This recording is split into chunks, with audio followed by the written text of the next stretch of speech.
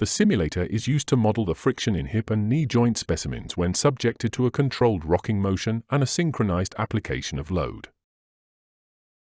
The specimens consist of either an inverted spherical femoral head rocking in an acetabular cup for the hip, or a femoral knee component rocking on tibial bearings mounted on a tibial tray. A variety of sizes can be fitted. The simulator is bench-mounted. A Perspex guard protects the user from the moving parts. The lower specimen is mounted in a bath which pivots in low-friction contra-rotating bearings, about the center line of rotation of the upper component. A gear motor with an encoder feedback is controlling the rocking speed. The angle of rotation is set by adjusting the amount of throw on the crank, using the engraved scale. The load is applied with a linear solenoid through a load beam. This is synchronized with the rocking motion using an opto-switch arrangement, mounted on the gearbox. The duration and point of application of the load within the cycle can be varied by adjusting the position of the optical sensors. The linear solenoid is acting on a push rod. The length of the push rod can be adjusted on the top of the machine but also below the base plate to give additional travel if required. On top of the solenoid is a spring and adjuster nut to vary the preload on the joint by taking up the weight of the solenoid actuator. The solenoid pushes against a cam follower mounted on the end of the load arm. A load of up to 2,500 newtons is available at the joint. At the joint end, the force is transmitted through the load washer to the lower specimen assembly. The assembly is guided by two linear bearings and is free to move vertically to apply the load. On top of the solenoid, a spring and adjuster nut are used to set the preload on the joint by taking up the weight of the solenoid actuator. The upper specimen is mounted on the load beam which rotates about the joint center. This complete assembly is mounted on horizontal linear bearings, which allow the hip bearing to self-align in this direction. For the knee bearing, a screw adjustment at the front of the unit allows the user to align the specimens accurately, then hold the joint in a fixed horizontal position. The torque transducer is connecting to the swinging bath assembly via a flexure. The transducer is mounted vertically to decouple the friction measurement from any horizontal movement of the assembly caused by misalignment. The transducer is mounted on a cross beam which slides vertically on pillars to enable the lower bath assembly to be leveled. CarmPen Control and Data Acquisition System provides control of load and speed, and data logging of applied load, speed, angle and friction. To switch on the machine, turn the main isolator on the cabinet to the on position. Then switch on the computer. Start the CarmPen software by double-clicking the CarmPen icon on the computer main screen. The USLIM and HSD boxes in the status bar should display a green background indicating communications between the software and the machine control system. To reset the machine, press the blue reset switch on the control cabinet. The switch illuminates indicating the machine is active. If the guard is removed, or the emergency stop button pressed, the light turns off indicating the machine is inactive. Twist the emergency stop switch to release, and press the reset switch to enable the machine.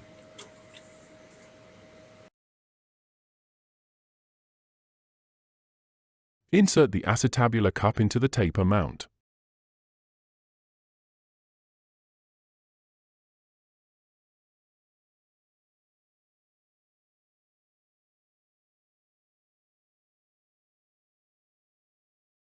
Slide the mount into the bath.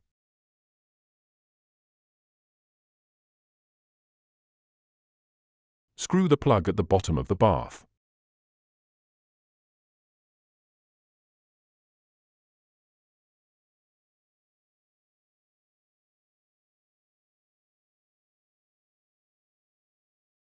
Screw in the locking ring on the bath.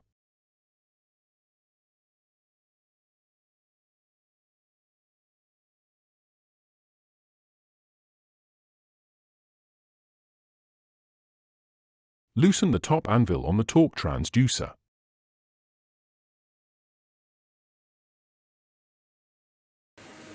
Slide the bath in the swinging tube, taking care to keep it aligned so it does not jam.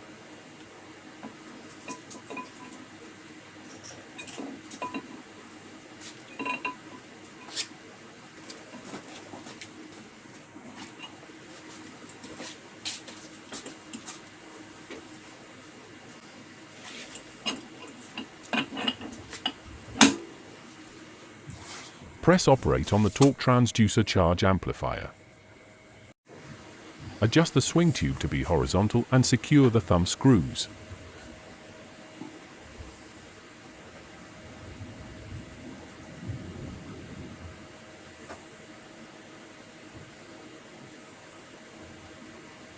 Tighten the top anvil on the force transducer. Put 5 ml of test fluid into the cup. Fit the ball specimen onto the mounting stem. If required, slide the spacer on the stem. Fit the stem through the hole in the load arm. Loosely secure with the M8 nut and M5 cap heads. Position the beam on top of the 2 pivot arms, locating the beam on the pegs on the pivot arm.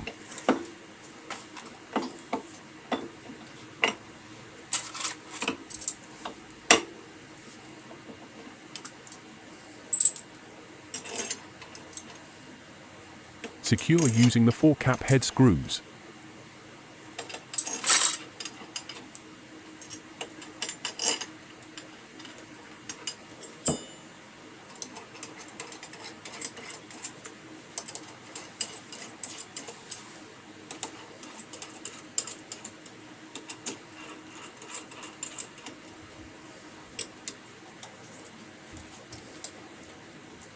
The ball should self-center in the cup. The 2 cap head screws can now be tightened.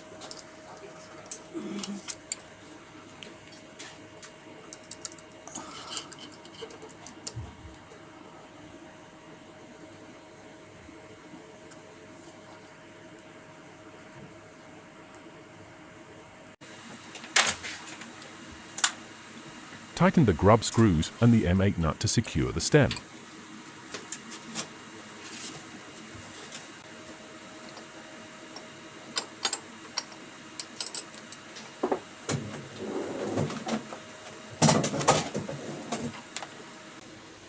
Wind down the locking ring on the bath assembly until the solenoid actuator lift by about 5 mm, indicating the specimens are in contact.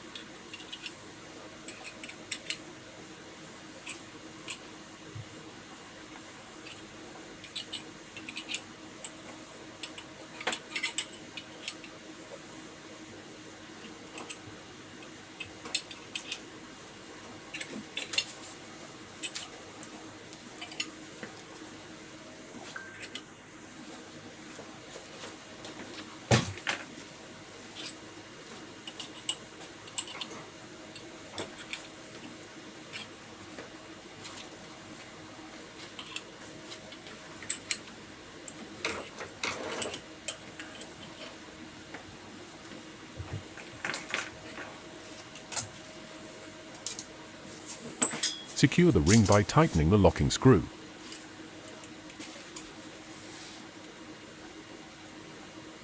Fit the guard.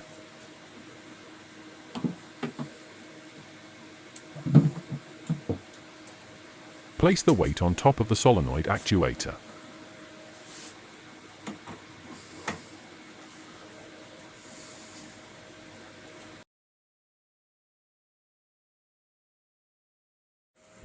Once the guard is in place, ensure the emergency stop switch is released. To reset the machine, press the blue switch on the control cabinet. The switch should be illuminated, indicating the machine is active.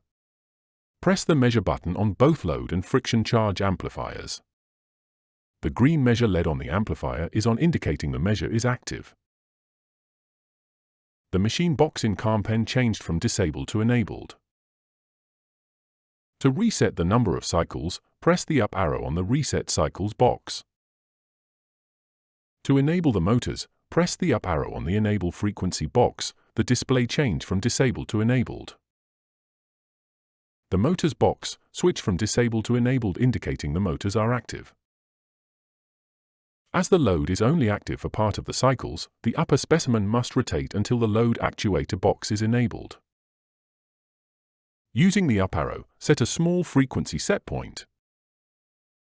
When the load actuator box changes from disabled to enabled, press the down arrow on the frequency box to disable the motors. Press the down arrow on the frequency setpoint box to remove the setpoint.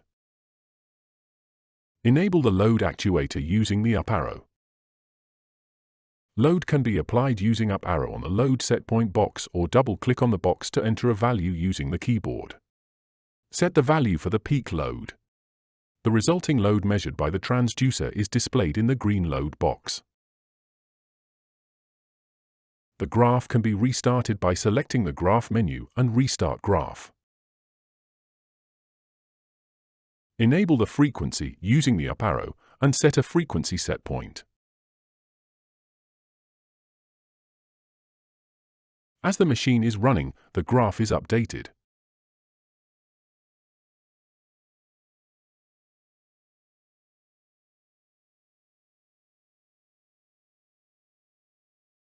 Right-click on the Page button to move to page 2. This page is for the high-speed data acquisition card. A number of boxes are displayed. Red boxes are to set up the card parameters. Green boxes are the car analog input channels, but are only used for calibration purpose. The HSD channel box is used to set the number of channel to record. For this machine, this should always be 4. The HSD mode set the mode of acquisition, and this should always be internally paced.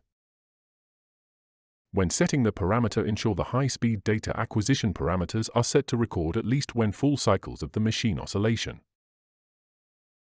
For example, setting a data acquisition frequency of 500 Hz and a number of data points of 10,000 will set the card to record a burst of data for a duration of 20 seconds of data. To trigger the acquisition, click on the up arrow in the HSD start box. The label in the card will momentarily display Run. The HSD box is blue, indicating an acquisition is active.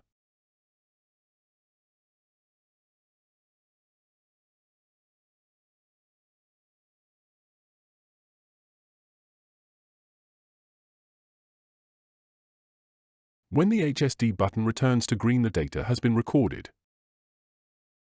The peak load value box on page 1 is then updated. To display the high-speed graph, select the Graph menu and High-Speed Data Graph.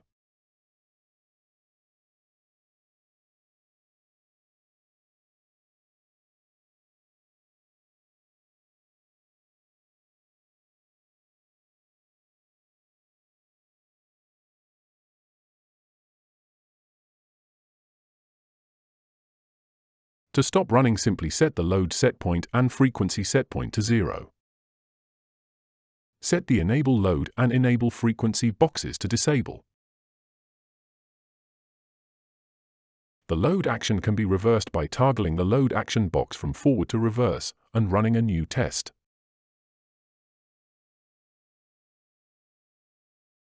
To run an automatically controlled tests, select the Test Sequence menu. To load an existing test sequence file, select Open. 2 sequences are provided, one to run the forward loading test, and one to run a reverse loading test. In the Test Control Panel window, select the Data File menu and open Data File. Either select an existing data file, or enter new name.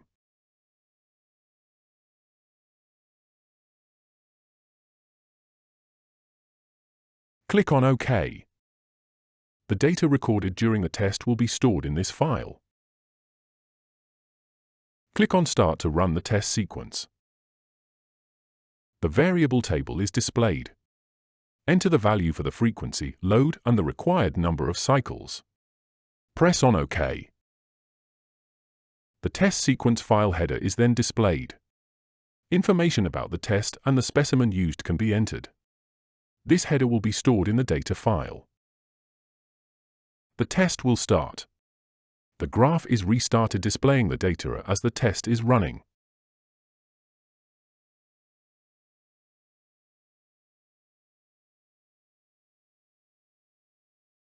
Once the required number of cycles is reached, the machine will automatically stop.